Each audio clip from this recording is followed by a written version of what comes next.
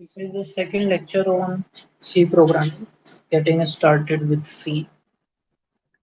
Book name is Let Us See, written by Yaswant Kanitkar.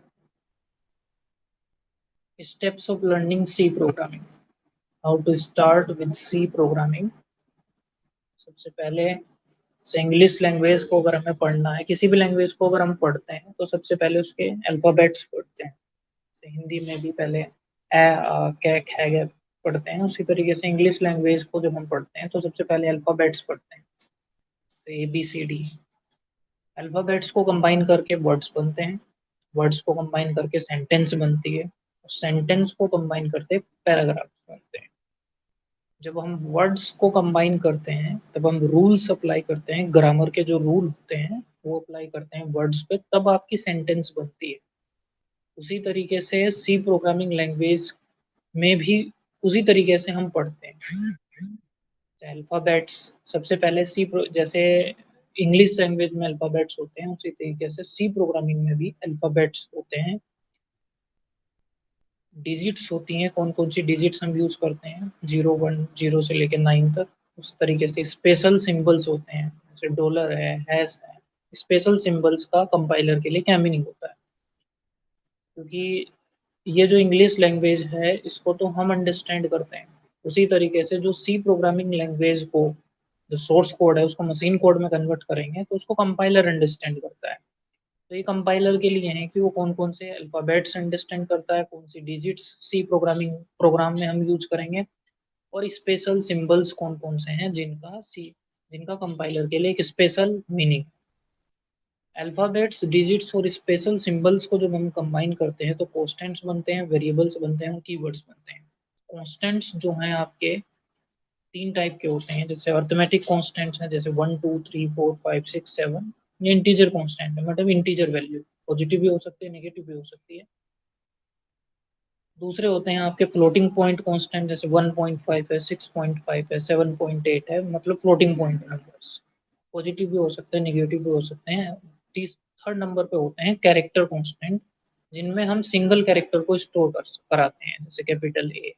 अगर मैं यहाँ example लूँ तो इंटीजर कांस्टेंट आपके 1 है, 2 है, -4, -5, इस तरीके से ये इंटीजर कांस्टेंट हो गए। ऐसे फ्लोटिंग पॉइंट कांस्टेंट 2.4, 5.6, 6.7, ये फ्लोटिंग पॉइंट कांस्टेंट हो गया 4.5 और 4.4। नेक्स्ट है कैरेक्टर कांस्टेंट। सिंगल कोट्स में हम कैरेक्टर कांस्टेंट को रखते हैं, जैसे ए। अगर एक सिंगल कैरेक्टर आपको स्टोर कराना है तो उसके लिए कैरेक्टर कांस्टेंट होगा। इनको हम कांस्टेंट इसलिए बोलते हैं क्योंकि इनकी वैल्यू चेंज नहीं हो सकती। 1 हमेशा 1 रहेगा, 2 हमेशा 2 रहेगा, इनकी वैल्यू को हम चेंज नहीं कर सकते हैं, तो उनको हम बोलते हैं कांस्टेंट। ये इंटीजर कांस्टेंट है, ये यहाँ पे फ्लोटिंग पॉइंट कांस्टेंट है और ये आपके कैरेक्टर कांस्टेंट है।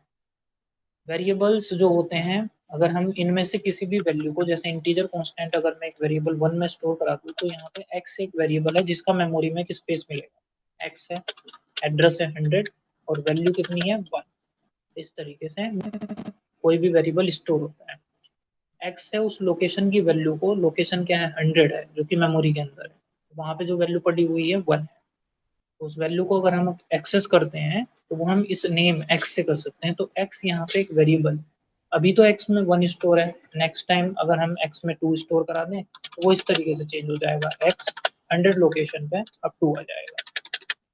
तो x जो है वेरिएबल है जिसमें हम डिफरेंट टाइप की वैल्यू स्टोर करा सकते हैं। वेरिएबल का मतलब है जिसकी वैल्यू को हम चेंज कर सकते हैं। वेरिएबल की वैल्यू को हम चेंज कर सकते हैं, कांस्टेंट की वैल्यू को हम चेंज नहीं कर सकते। तीसरे होते हैं आपके कीवर्ड्स। कीवर्ड्स हैं जैसे प्रिंटफ फंक्शन। कीवर्ड्स होते हैं वो वर्ड्स होते हैं जिनका कंपाइलर के लिए एक स्पेशल मीनिंग होता है। ये कंपाइलर है देव C++ कंपाइलर, जिनका कंपाइलर के एक स्पेशल मीनिंग है जो पहले से प्री डिफाइंड है कि वो वही काम करेंगे। जैसे प्रिंटफ फंक्शन है, वो कंसोल स्क्रीन पे प्रिंट करने का काम करेगा। स्कैनफ फंक्शन है, वो कीबोर्ड से इनपुट लेने का काम करेगा। तो जिन वर्ड्स का कंपाइलर के लिए एक स्पेशल मीनिंग होता है उनको हम कीवर्ड्स बोलते हैं।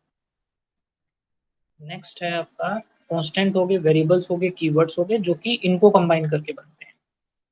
अल्फ़ाबेट्स की लिस्ट में इसमें दिखा दे रहा हूँ, ये अल्फ़ाबेट्स की लिस्ट है जो कि हम सी में यूज़ करते हैं। ए से लेके कैपिटल जेड तक, स्मॉल ए से लेके स्मॉल जेड तक। डिजिट्स हैं आपकी 0 से लेके 9 तक और स्पेशल सिंबल्स हैं ये। सबका अलग अलग स्पेशल मीनिंग है। इन स्पेशल मीनिंग्स का, स्पेशल सिंबल्स का क्या मतलब है, वो हम नेक्स्ट लेक्चर में पढ़ेंगे। अभी तो हम स्टेप्स देख लें कि सी प्रोग्रामिंग में हम किस तरीके से स्टार्ट करते हैं पढ़ना। पहले ये पढ़ेंगे, उसके बाद फिर कॉन्स्टेंट्स कितने टाइप के होते हैं, वेरिएबल्स क्या होता है, कीवर्ड्स क्या होता है, उसके बारे में पढ़ना है।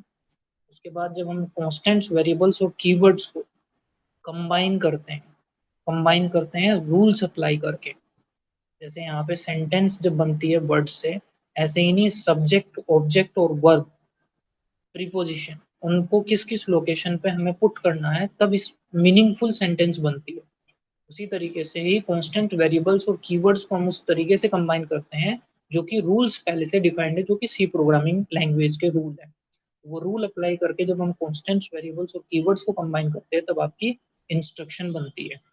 इंस्ट्रक्शन जो है वो मैंने लिखी हुई है। इंस्ट्रक्शन इस तरीके की होती है, आपकी डिफरेंट टाइप की इंस्ट्रक्शन होती है। इनपुट आउटपुट इंस्ट्रक्शन है, कंट्रोल इंस्ट्रक्शन है, और अर्थमेटिक इंस्ट्रक्शन हो गई। अर्थमेटिक इंस्ट्रक्शन वो हो गई जिसमें हम अर्थमेटिक ऑपरेशंस परफॉर्म करते हैं। C equal to A plus B है, यहाँ पे ए और बी को ऐड किया हमने, सी में असाइन कर दिया, तो ये अर्थमेटिक इंस्ट्रक्शन। यहाँ पे हमने कंसोल स्क्रीन पे हेलो को प्रिंट कराया, ये आउटपुट इंस्ट्रक्शन है। यहाँ पे हमने इनपुट लिया है, स्कैन जो फंक्शन है उसके थ्रू कीबोर्ड से इनपुट ले रहे हैं वेरिएबल ए में, तो ये इनपुट इंस्ट्रक्शन है। ऐसे ही डिफरेंट टाइप की इंस्ट्रक्शन होती है, जैसे फॉर लूप है, व्हाइल लूप है, आगे हम इनको डिटेल में पढ़ेंगे। तो ये सब, ये कंट्रोल इंस्ट्रक्शन। फॉर लूप का अलग सिंटेक्स होता है अपना, यहाँ पे कंडीशन आएगी इस तरीके से, और कंडीशन के बाद यहाँ पे बॉडी आएगी। तो ये कंट्रोल इंस्ट्रक्शन है जो कि हमारे प्रोग्राम को कंट्रोल करती हैं कि किस तरीके से उसको ऑपरेशन परफॉर्म करना है। कंडीशन की जगह पे और भी इनिशियलाइजेशन पार्ट भी है, वो सिंटेक्स बाद में पढ़ेंगे। तो अभी बताने के लिए है कि कंट्रोल इंस्ट्रक्शन क्या है, आउटपुट इंस्ट्रक्शन क्या है, डिटेल में अभी हमें इंस्ट्रक्शंस पढ़नी है। उसके बाद जब हम डिफरेंट इंस्ट्रक्शंस को कंबाइन करते हैं तो हमारा बनता है प्रोग्राम, और जब हम मल्टीपल प्रोग्राम्स को कंबाइन करते हैं तो सॉफ्टवेयर बनता है। ये हैं स्टेप्स जो कि हम सी प्रोग्रामिंग लैंग्वेज को किस तरीके से पढ़ेंगे, वो सब स्टेप्स हैं। कांस्टेंट क्या है, वेरिएबल, उसके बाद इंस्ट्रक्शंस कितने टाइप की हैं, हर इंस्ट्रक्शंस को हम प्रोग्राम में यूज करेंगे। उसके बाद मल्टीपल इंस्ट्रक्शंस को जब हम कंबाइन करते हैं तो प्रोग्राम बनता है, और प्रोग्राम को कंबाइन करते हैं तो आपका सॉफ्टवेयर बनता है। उसके बाद नेक्स्ट कंटिन्यू करेंगे नेक्स्ट लेक्चर में।